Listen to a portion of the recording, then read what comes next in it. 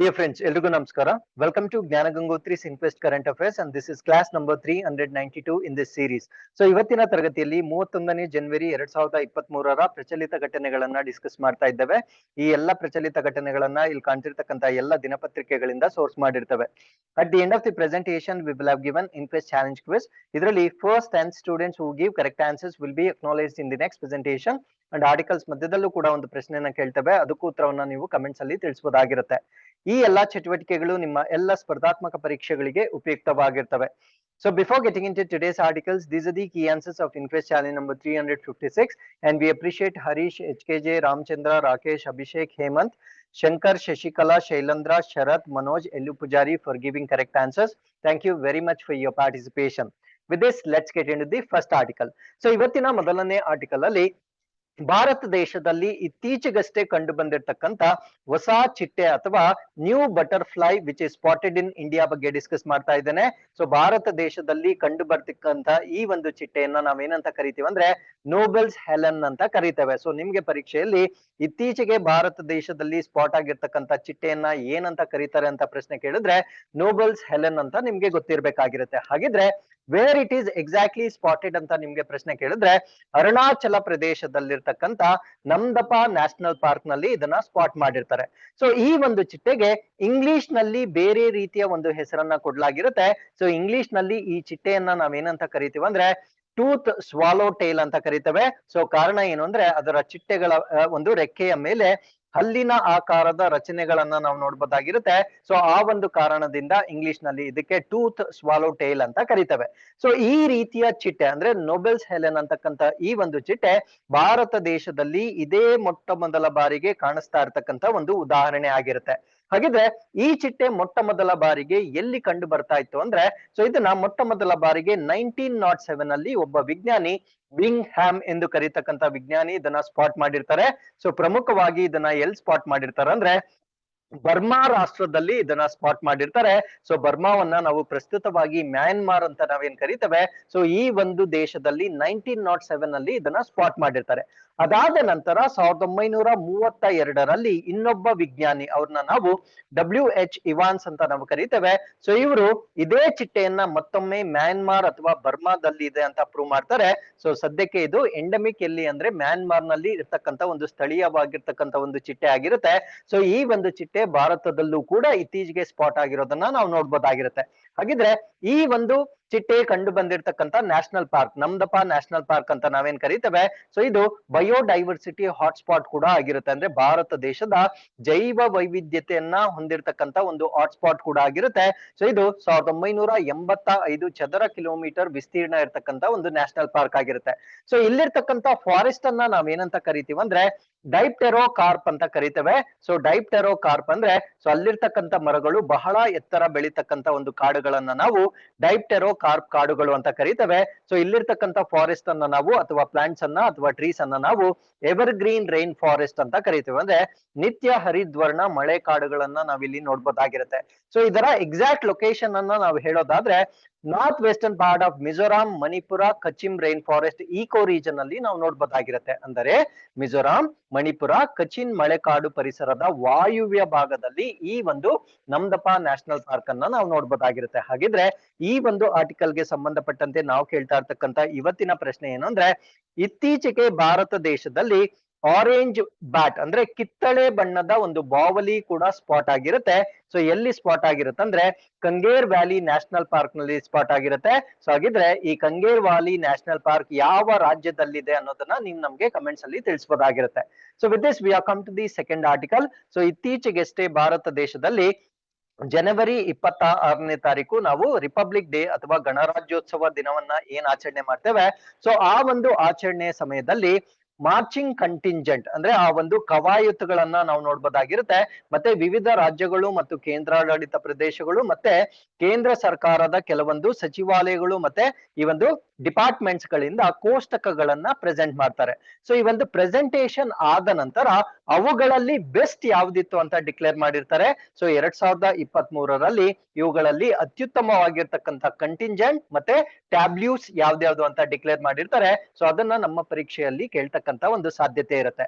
So ಈ ಒಂದು declaration ಏನಿರುತ್ತೆ, ಸೊ ಇಲ್ಲಿ ನೀವು ಅರ್ಥ ಮಾಡ್ಕೊಳ್ಬೇಕು, ಎರಡು ರೀತಿಯ ಜಡ್ಜ್ಮೆಂಟ್ ಅನ್ನ ಮಾಡ್ತಾರೆ. ಸೊ ಫಸ್ಟ್ ಜಡ್ಜ್ಮೆಂಟ್ ಬಂದು ಪ್ಯಾನಲ್ ಆಫ್ ಜಡ್ಜಸ್, ಅಂದ್ರೆ ಸರ್ಕಾರದ ವತಿಯಿಂದ ನೇಮಕಗೊಂಡಿರ್ತಕ್ಕಂತ ಒಂದು ತೀರ್ಪುಗಾರರ ಸಮಿತಿ ಇರುತ್ತೆ. ಸೊ ಇವರು ರ್ಯಾಂಕಿಂಗ್ ಲಿಸ್ಟ್ ಅನ್ನ ರಿಲೀಸ್ ಮಾಡ್ತಾರೆ. ಅದ್ರ ಜೊತೆಗೆ ಪಬ್ಲಿಕ್ ಕೂಡ ವೋಟ್ ಮಾಡಬಹುದಾಗಿರುತ್ತೆ. ಸೊ ಮೈ ಗವರ್ನಮೆಂಟ್ ನ ಮುಖಾಂತರ ಸಾರ್ವಜನಿಕರು ಕೂಡ ತಮ್ಮ ಒಂದು ಆಯ್ಕೆಯನ್ನ ಮಾಡಬಹುದಾಗಿರುತ್ತೆ. ಸೊ ಈ ರೀತಿಯಾಗಿ ಎರಡು ಕ್ಯಾಟಗರೀಸ್ ನಲ್ಲಿ ಬೆಸ್ಟ್ ಯಾವುದು ಅಂತ ಡಿಕ್ಲೇರ್ ಮಾಡ್ತಾರೆ. ಹಾಗಿದ್ರೆ ಫಸ್ಟ್ ನಾನು ಗವರ್ಮೆಂಟ್ ನ ಪ್ರಕಾರ, ಅಂದ್ರೆ ಪ್ಯಾನಲ್ ಆಫ್ ಜಡ್ಜಸ್ ಸರ್ಕಾರ ಏನ್ ನೇಮಕ ಮಾಡಿರ್ತಾರೆ, ಸೊ ಅವರ ಪ್ರಕಾರ ಬೆಸ್ಟ್ ಯಾವುದು ಅಂತ ಡಿಸ್ಕಸ್ ಬರ್ತೇನೆ. ಸೊ ಈ ಒಂದು ಬೆಸ್ಟ್ ಯಾವುದು ಅಂತ ಡಿಕ್ಲೇರ್ ಮಾಡ್ತಾರಲ್ವಾ, ಸೊ ಅದರಲ್ಲಿ ಮತ್ತೊಮ್ಮೆ 4 ಕ್ಯಾಟಗರೀಸ್ ಬರುತ್ತೆ. ಸೊ ಅದರಲ್ಲಿ ಬರ್ತಕ್ಕಂತ ಫಸ್ಟ್ ಕ್ಯಾಟಗರಿಯನ್ನ ನಾವು best marching contingent among 3 services, ಅಂದ್ರೆ ಭಾರತ ದೇಶದಲ್ಲಿರ್ತಕ್ಕಂತ 3 ಸೇವೆಗಳು, ಅಂದ್ರೆ ಏರ್ ವಾಟರ್ ಲ್ಯಾಂಡ್ ಅಂತ ನಾವೇನ್ ಕರಿತೇವೆ. ಸೊ ಈ 3 ಸೇವೆಗಳಲ್ಲಿ ಅತ್ಯುತ್ತಮವಾಗಿರ್ತಕ್ಕಂತ ಮಾರ್ಚಿಂಗ್ ಕಂಟಿಂಜೆಂಟ್ ಯಾವುದು ಅಂತ ನಿಮ್ಗೆ ಪ್ರಶ್ನೆ ಕೇಳಿದ್ರೆ ಪಂಜಾಬ್ ರೆಜಿಮೆಂಟ್ ಸೆಂಟರ್ ಕಾಂಟಿಂಜೆಂಟ್ ಆಗಿರುತ್ತೆ. ಸೊ ಇದು ಸರ್ಕಾರ ಡಿಕ್ಲೇರ್ ಮಾಡಿರ್ತಕ್ಕಂತ ಬೆಸ್ಟ್ ಮಾರ್ಚಿಂಗ್ ಕಂಟಿಂಜೆಂಟ್ ಆಗಿರುತ್ತೆ. ಇದು ಮೊದಲ ವಿಭಾಗ. ಸೊ ಎರಡನೇ ಕ್ಯಾಟಗರಿಯನ್ನ ನಾವು best marching contingent among CAPF and other. CAPF ಅಂದ್ರೆ ಸೆಂಟ್ರಲ್ ಆರ್ಮ್ ಪೊಲೀಸಸ್ ಮತ್ತೆ ಪೊಲೀಸ್ ಫೋರ್ಸಸ್ ಮತ್ತೆ ಇತರ ಸಹಾಯಕ ಪಡೆಗಳಲ್ಲಿ ಅತ್ಯುತ್ತಮ ಮಾರ್ಚಿಂಗ್ ಕಂಟಿಂಜೆಂಟ್ ಅಂತ ಯಾವುದು ಅಂತ ನಿಮ್ಗೆ ಪ್ರಶ್ನೆ ಕೇಳಿದ್ರೆ ಸಿಆರ್ಪಿಎಫ್ ಮಾರ್ಚಿಂಗ್ ಕಂಟಿಂಜೆಂಟ್ ಅಂತ ನಿಮ್ಗೆ ಗೊತ್ತಿರ್ಬೇಕಾಗಿರುತ್ತೆ. ಅದಾದ್ಮೇಲೆ ಈ ಒಂದು ರಾಜ್ಯಗಳು ಮತ್ತು ಕೇಂದ್ರಾಡಳಿತ ಪ್ರದೇಶಗಳು ಪ್ರೆಸೆಂಟ್ ಮಾಡಿರ್ತಕ್ಕಂತ ಅತ್ಯುತ್ತಮ 3 ಟ್ಯಾಬ್ಲ್ಯೂಗಳನ್ನ ಇಲ್ಲಿ ಡಿಸೈಡ್ ಮಾಡ್ತಾರೆ. ಇದರಲ್ಲಿ first best tableau, second best and third best ಅಂತ ಕೊಡ್ತಾರೆ. ಸೊ ಇದರಲ್ಲಿ ಫಸ್ಟ್ ರ್ಯಾಂಕ್ ಅನ್ನ ಪಡೆದುಕೊಂಡಿರ್ತಕ್ಕಂತ ಟ್ಯಾಬ್ಲ್ಯೂ ಯಾವುದು ಅಂದ್ರೆ ಉತ್ತರಾಖಂಡದವರು ಪ್ರೆಸೆಂಟ್ ಮಾಡಿರ್ತಕ್ಕಂತ ಮನಸ್ಕಂಡ್ ಥೀಮ್ ನ ಮೇಲೆ ಅವ್ರು ಏನ್ ಪ್ರೆಸೆಂಟ್ ಮಾಡಿರ್ತಾರೆ, ಸೊ ಅದಕ್ಕೆ ಬೆಸ್ಟ್ ಟ್ಯಾಬ್ಲ್ಯೂ ಆಫ್ ಸ್ಟೇಟ್ ಅಂತ ಡಿಕ್ಲೇರ್ ಮಾಡಿರ್ತಾರೆ. ಈ ಚಿತ್ರದಲ್ಲಿ ನೀವು ನೋಡ್ಬೋದಾಗಿರುತ್ತೆ. ಸೊ ಇದು ಮನಸ್ಕಂಡ್ ಬೆಸ್ಟ್ ಟ್ಯಾಬ್ಲ್ಯೂ ಆಗಿರುತ್ತೆ. ಸೊ ಅದಾದ್ಮೇಲೆ ನಾಲ್ಕನೇ ಕ್ಯಾಟಗರಿಯನ್ನ ನಾವು best tableau presented by ministries and departments, ಅಂದ್ರೆ ಈ ಒಂದು ಸಚಿವಾಲಯಗಳು ಮತ್ತು ಇಲಾಖೆಗಳ ವತಿಯಿಂದ ಪ್ರೆಸೆಂಟ್ ಮಾಡಿರ್ತಕ್ಕಂತ ಈ ಒಂದು ಟ್ಯಾಬ್ಲ್ಯೂ ಕ್ಯಾಟಗರಿಯಲ್ಲಿ ಮಿನಿಸ್ಟ್ರಿ ಆಫ್ ಟ್ರೈಬಲ್ ಅಫೇರ್ಸ್, ಅಂದ್ರೆ ಬುಡಕಟ್ಟು ವ್ಯವಹಾರಗಳ ಸಚಿವಾಲಯದ ವತಿಯಿಂದ ಅವರ ಒಂದು ಪ್ರೋಗ್ರಾಮ್ ಅನ್ನ ಅವರು ಪ್ರೆಸೆಂಟ್ ಮಾಡಿದ್ರು. ಅದನ್ನ ನಾವು ಏಕಲವ್ಯ ಮಾಡೆಲ್ ರೆಸಿಡೆನ್ಶಿಯಲ್ ಸ್ಕೂಲ್ಸ್ ಅಂತ ಕರಿತೇವೆ. ಸೊ ಈ ಒಂದು ಏಕಲವ್ಯ ಮಾದರಿ ವಸತಿ ಶಾಲೆಗಳ ಥೀಮ್ಗೆ ಅತ್ಯುತ್ತಮ ಕೋಷ್ಟಕ ಅಂತ ಡಿಕ್ಲೇರ್ ಮಾಡಿರ್ತಾರೆ. ಸೊ ನಾನು ಇಷ್ಟೊತ್ತು ಡಿಸ್ಕಸ್ ಮಾಡಿದ್ದು ಭಾರತ ಸರ್ಕಾರದ ವತಿಯಿಂದ ಡಿಕ್ಲೇರ್ ಆಗಿರ್ತಕ್ಕಂಥ ಬೆಸ್ಟ್ ಟ್ಯಾಬ್ಲ್ಯೂಸ್ ಬಗ್ಗೆ ಡಿಸ್ಕಸ್ ಮಾಡಿದ್ದೇನೆ. ಸೊ ಈಗ ನಾನು ಡಿಸ್ಕಸ್ ಮಾಡ್ತಾ ಇರ್ತಕ್ಕಂಥದ್ದು ಪಾಪ್ಯುಲರ್ ಚಾಯ್ಸ್, ಅಂದ್ರೆ ಸಾರ್ವಜನಿಕರು ಆಯ್ಕೆ ಮಾಡಿರ್ತಕ್ಕಂಥ ಫಲಿತಾಂಶಗಳ ಬಗ್ಗೆ ಡಿಸ್ಕಸ್ ಮಾಡ್ತೀನಿ. ಸೊ ಇಲ್ಲೂ ಕೂಡ ಮತ್ತೊಮ್ಮೆ 4 ಕ್ಯಾಟಗರೀಸ್ ಅಲ್ಲಿ ಅವಾರ್ಡ್ ಅನ್ನ ನೀಡಲಾಗಿರುತ್ತೆ ಅಥವಾ ಬೆಸ್ಟ್ ಅಂತ ಡಿಕ್ಲೇರ್ ಮಾಡಿರುತ್ತೆ. ಸೊ ಫಸ್ಟ್ ಬಂದು ಬೆಸ್ಟ್ ಮಾರ್ಚಿಂಗ್ ಕಂಟಿಂಜೆಂಟ್, ಅಂದ್ರೆ 3 ಸೇವೆಗಳಲ್ಲಿ ಅತ್ಯುತ್ತಮ ಮಾರ್ಚಿಂಗ್ ಕಂಟಿಂಜೆಂಟ್ ಅನ್ನ ನಾವು Indian air force marching contingent, ಅಂದ್ರೆ ಭಾರತೀಯ ವಾಯುಪಡೆ ಮಾರ್ಚಿಂಗ್ ಕಂಟಿಂಜೆಂಟ್ ಗೆ ಸಾರ್ವಜನಿಕರು ವೋಟ್ ಮಾಡಿರ್ತಾರೆ. ಅದಾದ್ಮೇಲೆ ಸಿಎಪಿಎಫ್ ಮತ್ತೆ ಅದರ್ ಆಕ್ಸಿಲರಿ ಫೋರ್ಸಸ್ ಅನ್ನ ತೆಗೆದುಕೊಂಡಾಗ ಸಿಆರ್ಪಿಎಫ್ ಮಾರ್ಚಿಂಗ್ ಕಂಟಿಂಜೆಂಟ್ ಗೆ ಬೆಸ್ಟ್ ಅಂತ ಅವಾರ್ಡ್ ಮಾಡಿರ್ತಾರೆ. ಅದಾದ್ಮೇಲೆ ರಾಜ್ಯಗಳು ಮತ್ತು ಕೇಂದ್ರಾಡಳಿತ ಪ್ರದೇಶಗಳ ಬೆಸ್ಟ್ ಟ್ಯಾಬ್ಲ್ಯೂಸ್ ನಲ್ಲಿ ಫಸ್ಟ್ ಪ್ರೈಸ್ ಅನ್ನ ಗುಜರಾತ್ ನ clean green energy efficient Gujarat, ಅಂದ್ರೆ ಸ್ವಚ್ಛ ಹಸಿರು ಇಂಧನ ಮತ್ತೆ ಸಮರ್ಥ ಗುಜರಾತ್ ಅಂತ ಒಂದು ಥೀಮ್ ಅನ್ನ ಪ್ರೆಸೆಂಟ್ ಮಾಡಿರ್ತಾರೆ. ಸೊ ಅದಕ್ಕೆ ಮೊಟ್ಟ ಮೊದಲ ಪ್ರೈಸ್ ಹೋಗಿರುತ್ತೆ. ಸೊ ಸೆಕೆಂಡ್ ಅಂಡ್ ಥರ್ಡ್ ಅನ್ನ ನೀವು ಇಲ್ಲಿ ನೋಡ್ಕೊಳ್ಬಹುದಾಗಿರುತ್ತೆ. ಅದಾದ್ಮೇಲೆ ಮಿನಿಸ್ಟ್ರಿಗಳು ಮತ್ತು ಡಿಪಾರ್ಟ್ಮೆಂಟ್ ಗಳ ವತಿಯಿಂದ ಮಾಡಿರ್ತಕ್ಕಂತ ಅತ್ಯುತ್ತಮ ಕೋಷ್ಟಕ ಯಾವುದು ಅಂದ್ರೆ ಸಿಎಪಿಎಫ್, ಅಂದ್ರೆ ಮಿನಿಸ್ಟ್ರಿ ಆಫ್ ಹೋಮ್ ಅಫೇರ್ಸ್ ಅಥವಾ ಗೃಹ ವ್ಯವಹಾರಗಳ ಸಚಿವಾಲಯದ ವತಿಯಿಂದ ಪ್ರೆಸೆಂಟ್ ಮಾಡಿರ್ತಕ್ಕಂತ ಸಿಎಪಿಎಫ್ ಗೆ ಅವಾರ್ಡ್ ಅನ್ನ ಅಥವಾ ಬೆಸ್ಟ್ ಅಂತ ಡಿಕ್ಲೇರ್ ಮಾಡಿರ್ತಾರೆ. So with this we come to the third article. This is about Jeevan Raksha Padak awards. So ಈ ಒಂದು ಜೀವನ್ ರಕ್ಷಾ ಪದಕ ಪ್ರಶಸ್ತಿಗಳನ್ನ ಯಾರು ಕೊಡ್ತಾರ ಅಂದ್ರೆ, ಸೊ ತಮ್ಮ ಒಂದು ಸೇವೆಯಲ್ಲಿ ಅತ್ಯುತ್ತಮವಾಗಿರ್ತಕ್ಕಂತ ಒಂದು ಸರ್ವಿಸ್ ಅನ್ನ ಕೊಟ್ಟಿರ್ತಕ್ಕಂಥವ್ರಿಗೆ ಕೊಡ್ತಕ್ಕಂತ ಅವಾರ್ಡ್ ಆಗಿರುತ್ತೆ. ಸೊ ಇದನ್ನ president of India awarded the following RPF ಮತ್ತೆ RPSF personnel with Jeevan Raksha Padak award. So ಈ ಒಂದು ಜೀವನ್ ರಕ್ಷಾ ಪದಕ್ ಪ್ರಶಸ್ತಿಯನ್ನ ಯಾರ್ಯಾರಿಗೆ ಕೊಟ್ಟಿರ್ತಾರೆ ಅಂದ್ರೆ 3 ಜನ ಕಾನ್ಸ್ಟೇಬಲ್ಸ್ ಗೆ ಕೊಟ್ಟಿರ್ತಾರೆ. ಸೊ ಅವರ ಹೆಸರುಗಳು ಶ್ರೀ ಜೈಪಾಲ್ ಸಿಂಗ್, ಇನ್ನೊಬ್ರು ಶ್ರೀ ಸುರೇಂದ್ರ ಕುಮಾರ್ ಮತ್ತೆ ಶ್ರೀ ಬೂದಾ ರಾಮ್ ಸೈನಿ ಆಗಿರ್ತಾರೆ. ಹಾಗಿದ್ರೆ ಇವ್ರು ಮಾಡಿರ್ತಕ್ಕಂತ ಸೇವೆ ಏನು, ಅಂದ್ರೆ ಸೊ 2022ರಲ್ಲಿ ನಿಜಾಮುದ್ದೀನ್ ರೈಲ್ವೆ ಸ್ಟೇಷನ್ ನಲ್ಲಿ ಒಂದು ಫೈರ್ ಆಕ್ಸಿಡೆಂಟ್ ಆಗಿರುತ್ತೆ. ಅಂದ್ರೆ ಆ ಒಂದು BTPN ವೆಗಾನ್ ಅಂತ ಕರಿತೇವೆ. ವೆಗಾನ್ ಅಂದ್ರೆ ಸರಕುಗಳನ್ನ ಸಾಗಿಸ್ತಕ್ಕಂತ ಒಂದು ಬೋಗಿ. ಸೊ BTPN ಅಂದ್ರೆ ಬೋಗಿ ಟ್ಯಾಂಕ್ ಪೆಟ್ರೋಲ್ ಮತ್ತೆ ನ್ಯಾಫ್ತಾ ವೆಗಾನ್. ಸೊ ಇದು ಹೈಲಿ ಇನ್ಫ್ಲೇಮಬಲ್ ಆಗಿರುತ್ತೆ, ಅಂದ್ರೆ ಬೆಂಕಿ ಸುಲಭವಾಗಿ ಹತ್ತಿಕೊಳ್ಳುತ್ತೆ. ಸೊ ಈ ಒಂದು ಕಾರಣಕ್ಕಾಗಿ ಈ ಒಂದು ವೆಗಾನ್ಗೆ ಬೆಂಕಿ ಅಂಟಿಕೊಂಡಿತ್ತು. ಸೊ ಬೆಂಕಿ ಕಾಣಿಸಿಕೊಂಡಾಗ ಈ 3 ಕಾನ್ಸ್ಟೇಬಲ್ಗಳು ತಮ್ಮ ಒಂದು ಪ್ರಾಣವನ್ನ ಲೆಕ್ಕಿಸದೆ ಸೊ ಆ ಒಂದು ಬೆಂಕಿಯನ್ನ ನಂದಿಸ್ಲಿಕ್ಕೆ ಅವರು ಪ್ರಯತ್ನವನ್ನ ಮಾಡಿರ್ತಾರೆ. ಸೊ ಈ ಒಂದು ಕಾರಣದಿಂದ ಸಾವಿರಾರು ಜನರ ಪ್ರಾಣವನ್ನ ಉಳಿಸಿರ್ತಕ್ಕಂತ ಒಂದು ಸೇವೆಯನ್ನ ಮಾಡಿರುವ ಕಾರಣದಿಂದ ಸೊ ಇವರಿಗೆ ಈ ಒಂದು ಪ್ರಶಸ್ತಿಯನ್ನ ನೀಡಲಾಗಿರುತ್ತೆ.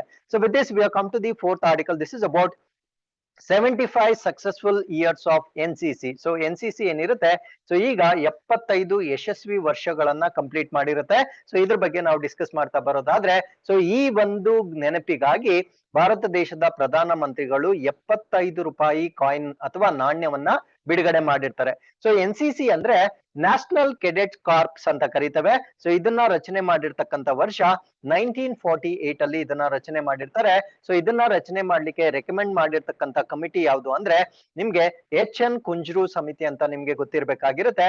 ಸೊ ಇವರು 1946 ಅಲ್ಲಿ ರೆಕಮೆಂಡ್ ಮಾಡ್ತಾರೆ. ಸೊ ಅವರ ಶಿಫಾರಸ್ಸಿನ ಆಧಾರದ ಮೇಲೆ NCC ಯನ್ನ 1948 ಅಲ್ಲಿ ಸ್ಥಾಪನೆ ಮಾಡಲಾಗಿರುತ್ತೆ. ಸೊ NCC ಬಗ್ಗೆ ಹೆಚ್ಚಿನ ಮಾಹಿತಿಯನ್ನ ನಾವು ತಿಳ್ಕೊಳ್ಳೋದಾದ್ರೆ, it is the largest uniformed youth organization in the world, not just in India.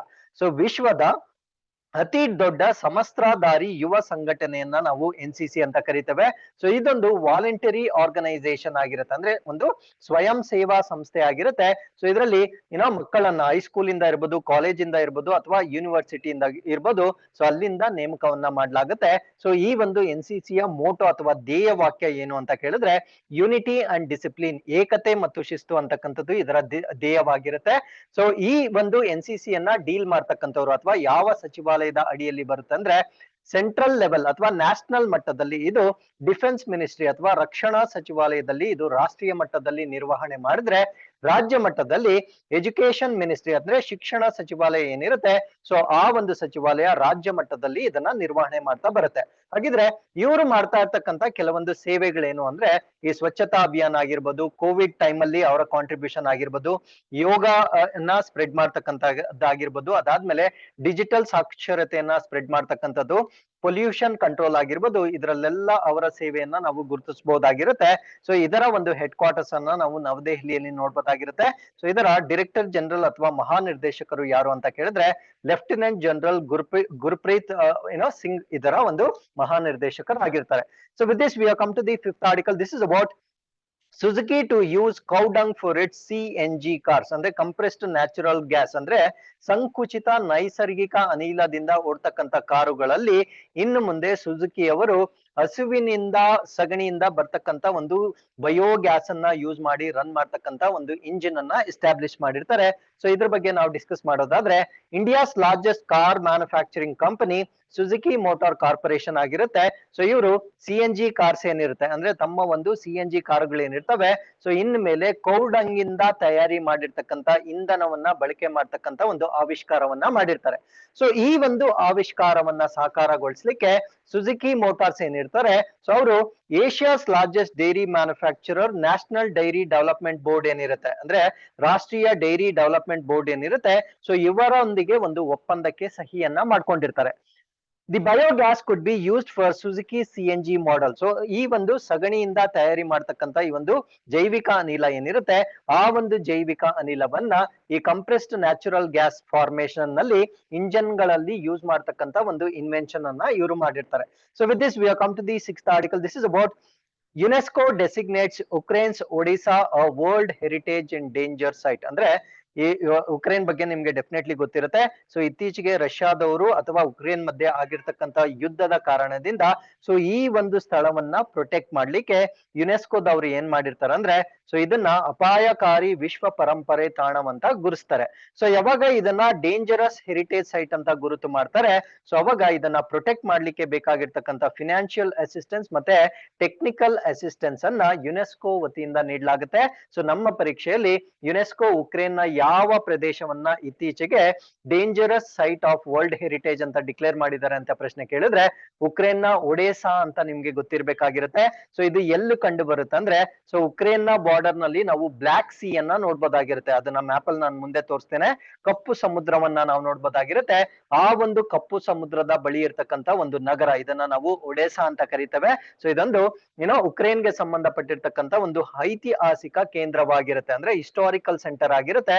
So ಈ ಒಂದು ಪ್ರದೇಶವನ್ನ ಯುನೆಸ್ಕೋ ವತಿಯಿಂದ ವರ್ಲ್ಡ್ ಹೆರಿಟೇಜ್ ಇನ್ ಡೇಂಜರ್ ಅಂತ ಅವರು ಡಿಕ್ಲೇರ್ ಮಾಡಿರ್ತಾರೆ.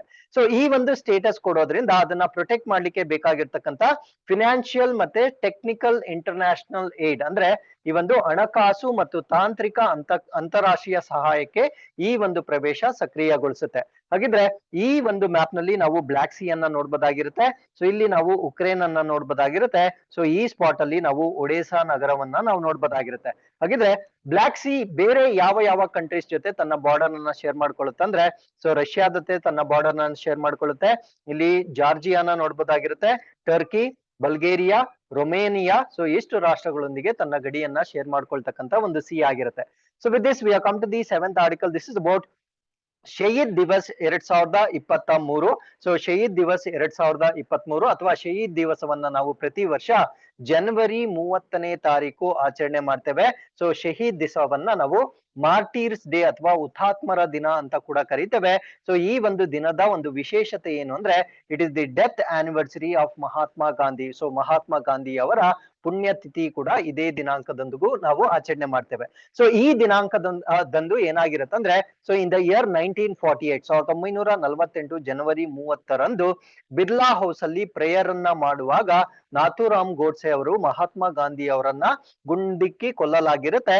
ಸೊ ಈ ಒಂದು ಕಾರಣದಿಂದ ಸ್ವತಂತ್ರಕ್ಕಾಗಿ ತಮ್ಮ ಪ್ರಾಣವನ್ನ ನೀಡಿರ್ತಕ್ಕಂಥ ವ್ಯಕ್ತಿಗಳ ಒಂದು ಸ್ಮರಣಾರ್ಥಕವಾಗಿ ಅವರ ಮರಣ ದಿನವನ್ನ ಭಾರತ ದೇಶದಲ್ಲಿ ಹುತಾತ್ಮರ ದಿನವನ್ನಾಗಿ ಆಚರಣೆ ಮಾಡಲಾಗುತ್ತೆ.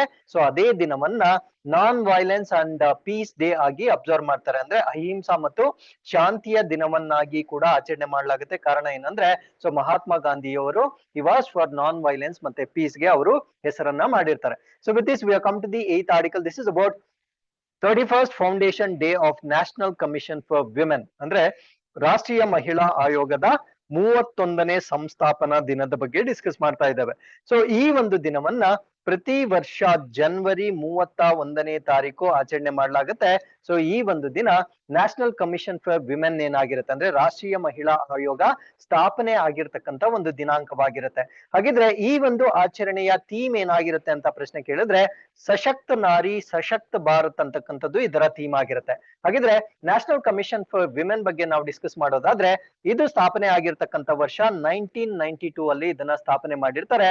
It is under as a statutory body under the national commission for women act 1990, ಅಂದ್ರೆ ರಾಷ್ಟ್ರೀಯ ಮಹಿಳಾ ಆಯೋಗದ ಕಾಯ್ದೆ 1990ರ ಅಡಿಯಲ್ಲಿ ಇದನ್ನ ಶಾಸನಬದ್ಧ ಸಂಸ್ಥೆಯಾಗಿ ಸ್ಥಾಪನೆ ಮಾಡ್ತಾರೆ.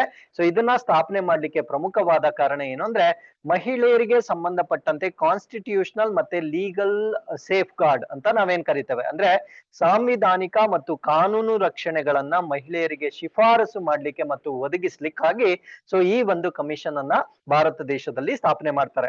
So with this we have come to the 9th article. This is about world leprosy day ಅಥವಾ ವಿಶ್ವ ಕುಷ್ಠರೋಗ ದಿನ. ಸೊ ಈ ಒಂದು ವಿಶ್ವ ಕುಷ್ಠರೋಗ ದಿನವನ್ನ though it is termed as world leprosy day, ಇದನ್ನ ವಿಶ್ವ ಕುಷ್ಠರೋಗ ಅಂತ ಕರೆದ್ರು ಕೂಡ ಪ್ರಪಂಚದಾದ್ಯಂತ ಒಂದು ದಿನಾಂಕದಂದು ಇದನ್ನ ಆಚರಣೆ ಮಾಡ್ತಾರೆ. ಸೊ ಭಾರತ ದೇಶದಲ್ಲಿ ಇದನ್ನ ಬೇರೆ ದಿನಾಂಕದಂದು ಆಚರಣೆ ಮಾಡ್ತಾರೆ. ಸೊ ಭಾರತ ದೇಶದಲ್ಲಿ ಇದನ್ನ ಪ್ರತಿ ವರ್ಷ 30ನೇ ಜನವರಿ ಆಚರಣೆ ಮಾಡ್ತಾರೆ. ಸೊ ಈ ವರ್ಷದ ಥೀಮ್ ಏನಾಗಿರುತ್ತೆ ಅಂತ ನಿಮ್ಗೆ ಪ್ರಶ್ನೆ ಕೇಳಿದ್ರೆ ಆಕ್ಟ್ ನೌ ಎಂಡ್ ಲೆಪ್ರಸಿ ಅಥವಾ ಕುಷ್ಠರೋಗವನ್ನ ಕೊನೆಗೊಳಿಸಿ ಈಗಲೇ ಕ್ರಿಯಾಶೀಲಗೊಳ್ಳಿ ಎನ್ನುವುದು ಇದರ ಥೀಮ್ ಆಗಿರುತ್ತೆ.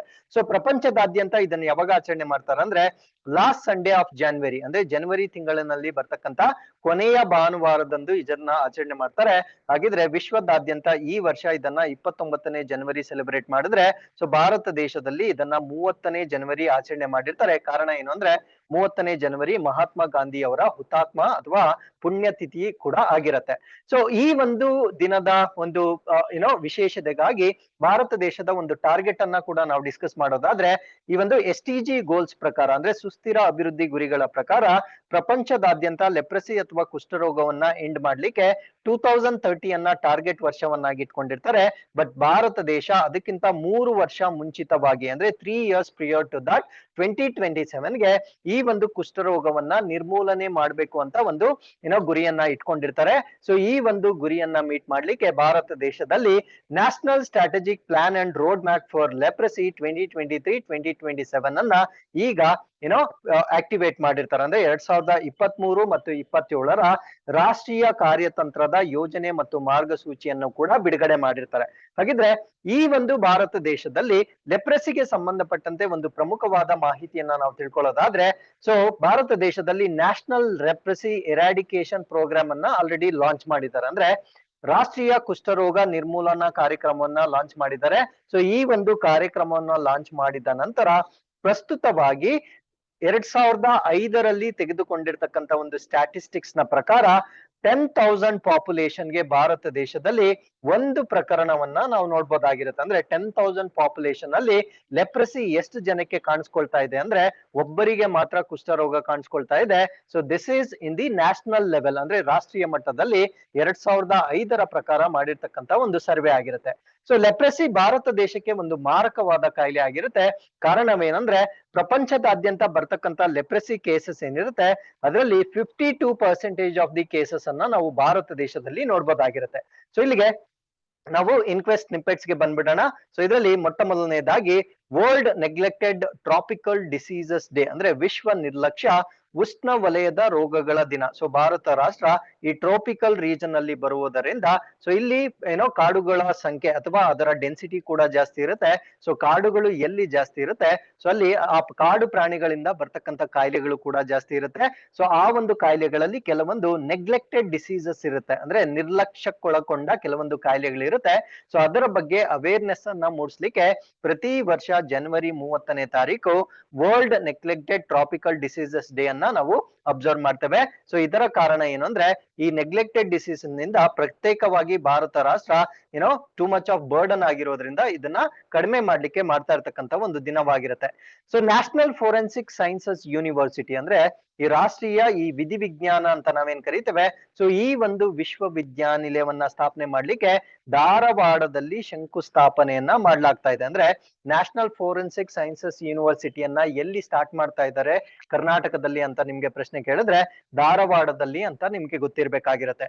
ಅದಾದ್ಮೇಲೆ ಈ ಒಂದು ಹಾಕಿ ವರ್ಲ್ಡ್ ಕಪ್ 2023 ಬಗ್ಗೆ ಡಿಸ್ಕಸ್ ಮಾಡೋದಾದ್ರೆ, ಸೊ 2023ರ ಹಾಕಿ ವಿಶ್ವಕಪ್ ಪ್ರಶಸ್ತಿಯನ್ನ ಯಾರು ಗೆದ್ಕೊಂಡಿದ್ದಾರೆ ಅಂತ ಪ್ರಶ್ನೆ ಕೇಳಿದ್ರೆ ಸೊ ಜರ್ಮನಿ ಈ ವರ್ಷ ಪ್ರಶಸ್ತಿಯನ್ನ ಗೆದ್ದುಕೊಂಡಿರುತ್ತೆ. ಸೊ ರನ್ನರ್ ಯಾರು ಅಂತ ಕೇಳಿದ್ರೆ ಸೊ ಬೆಲ್ಜಿಯಂ 2ನೇ ಸ್ಥಾನವನ್ನ ಪಡೆದುಕೊಂಡಿರುತ್ತೆ. ಹಾಗಿದ್ರೆ 4ನೇ ಸ್ನಿಪ್ಪೆಟ್ ನ ನೋಡೋದಾದ್ರೆ Lala Lajpat Rai birth anniversary. So ಪ್ರತಿ ವರ್ಷ 28ನೇ ಜನವರಿಯನ್ನ ಲಾಲಾ ಲಜಪತ ರಾಯ್ ಜನ್ಮ ವಾರ್ಷಿಕೋತ್ಸವವಾಗಿ ಆಚರಣೆ ಮಾಡ್ತೇವೆ. ಸೊ ಇವರನ್ನ ಪಂಜಾಬ್ ಕೇಸರಿ ಅಥವಾ ಲಯನ್ ಆಫ್ ಪಂಜಾಬ್ ಅಂತ ಕೂಡ ಕರೀಲಾಗುತ್ತೆ. ಸೊ ಅದಾದ್ಮೇಲೆ G20 ಮಾಡೆಲ್ ಮೀಟಿಂಗ್ ಅಂದ್ರೆ ಮಾಡೆಲ್ G20 ಸಮಿಟ್ ಅನ್ನ ಈಗ ಆಯೋಜನೆ ಮಾಡ್ಲಾಗ್ತಾ ಇದೆ.